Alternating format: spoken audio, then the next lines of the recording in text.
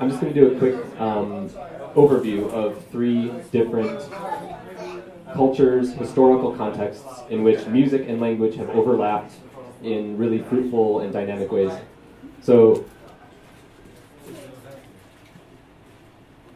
over here will be the Canary Islands, and over here will be northern Ghana, and over here will be northeast India. So we'll start over here, Canary Islands.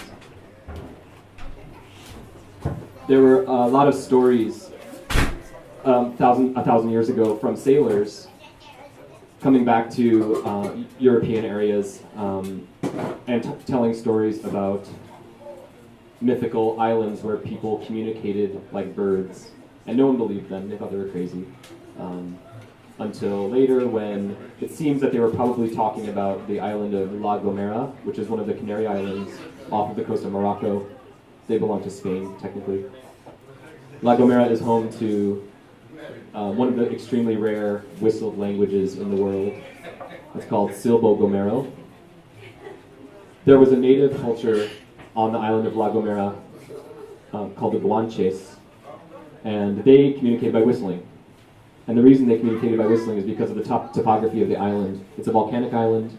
There's a lot of very steep valleys, rugged terrain, cliffs, ravines. So instead of spending 4 hours walking down the valley and going to your neighbors, they would whistle across.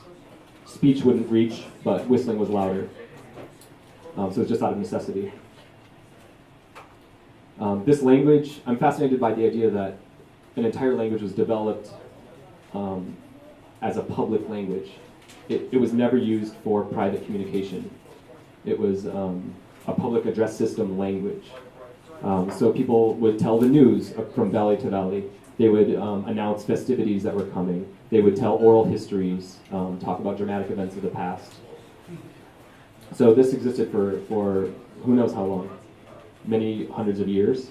And then the Spanish arrived in the 1600s, settled, gradually wiped out the Guanches, but Spanish was adapted into a whistling language there.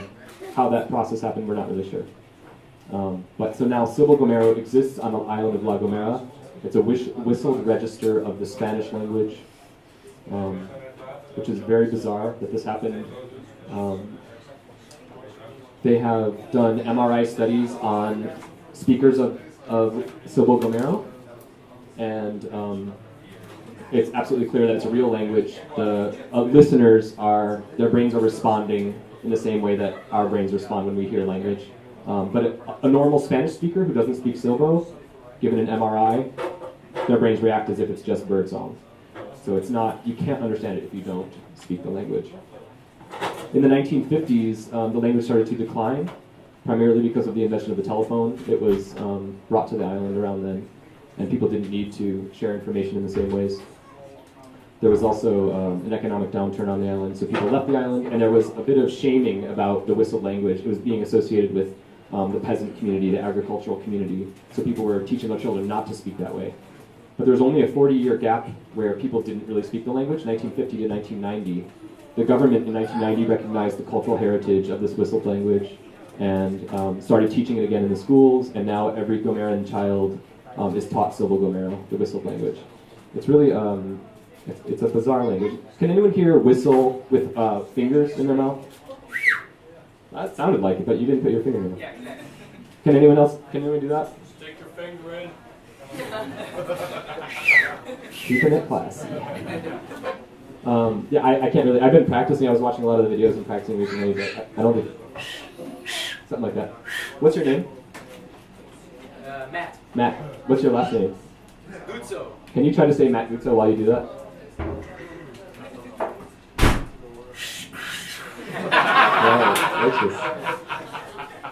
Great. That's kind of the idea. Silbo-Gomero retains the approximate articulation of ordinary speech. It's not like completely separate from language, from Spanish.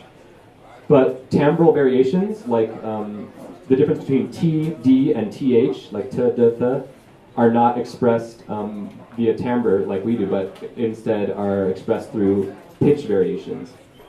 It's a very complex language to learn. You have to learn how to do the thing, which is very difficult. It's insanely loud. The guys do it. They stick one finger in their mouth like this, and it's deafening.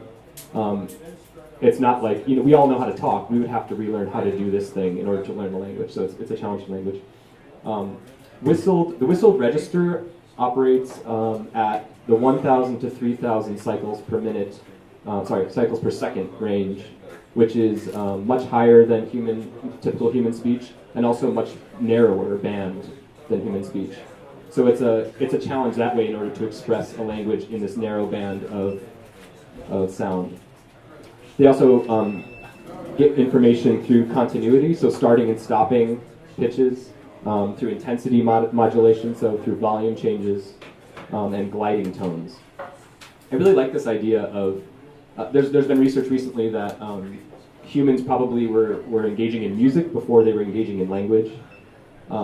It's still somewhat contested, but there's some really good research about it. And I kind of like this as a poetic full circle thing, where humans have gone from music to language to a kind of musical language now. Maybe we'll eventually go all the way back to music. It'd be lovely. People also know that toned language is closer to music, is more musical. People who speak toned languages have a better apprehensions of music. They're more likely to have perfect pitch, which is fascinating. Toned languages are just languages that use pitch to distinguish meaning. Does anyone here speak a toned language? Can you give an example of a toned language? So like a word that, you know what I mean? Ham bao bao. Can that mean something else if you sing it a different way? That's what I'm looking for. Do you know what I mean? A word that... Ma, ma, ma, ma, ma. So those all mean something different? Okay, that's an example of toned language. So now we're moving to northern Ghana, where a toned language exists. It's called Dagbani. It's from the Gur branch of the Niger-Congo family languages. This toned language is exploited by Dagbamba drumming. This style of drumming is a speech surrogate drumming system. So they use the tones and rhythms of speech to replicate language using talking drums. You've all heard of talking drums probably. You squeeze them on your arm and change the pitch. So imagine in this city in northern Ghana, it's called Tamale. On market days, there's markets twice a week, and everybody comes to these markets. The drummers are there, and they're scanning the crowd. There's thousands of people, and they're scanning the crowd looking for someone that they recognize as belonging to a powerful family, a family that maybe had a chieftain in its history, 5 generations back, or had a chief butcher. These were very valuable people.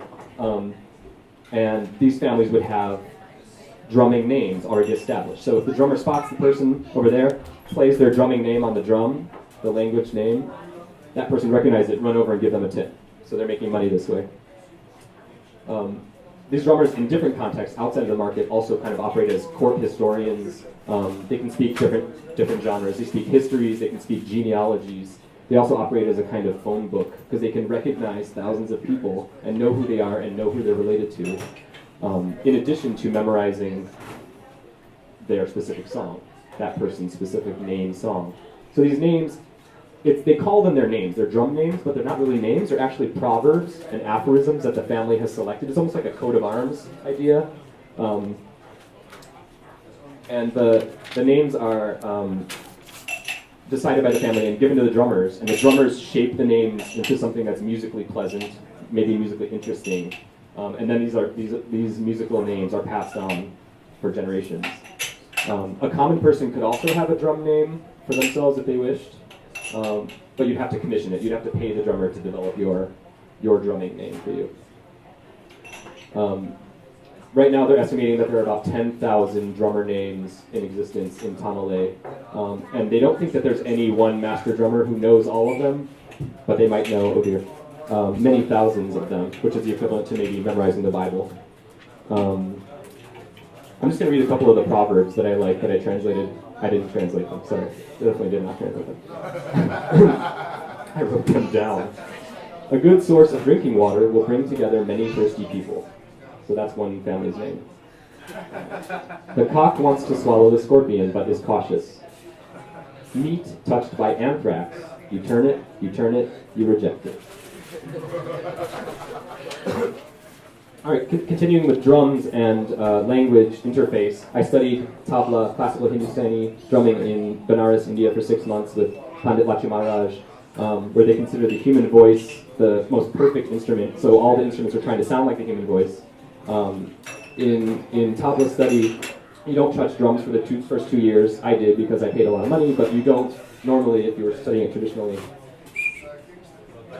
Da tete da da tete da ge din na na tete da tete da tete da da dina tete da tete da da da da ge na tina kadina da ge na tina kadina da tete da da tete da ge din na na tete da da dina tete da tete da da tete da tete da ge tete kura tete da ge tete gi de na na ga tete tete da gi na ta tete Kurda tete da ge tete gi de gi na na ga tete tete da gi na ta tete da krata na da tete da gi na ta tete da krata na da tete da gi na ta tete da krata na da. Thank you.